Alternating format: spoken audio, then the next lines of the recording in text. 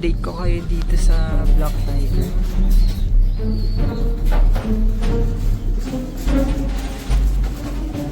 Okay. Ganda ng nest niya.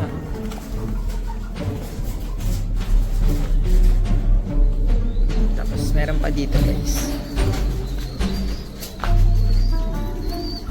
Ang ganda ng kulay nito. Dito natin lalagay. Gumagawa din ng nest. Ganda ng kulay niya. Ito yung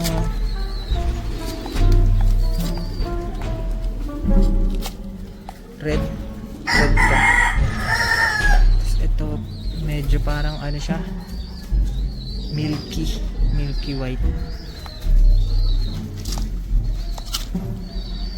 Ganda ng kulay oh.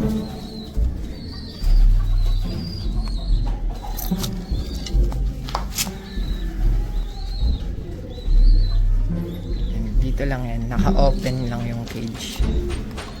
Safe naman yan.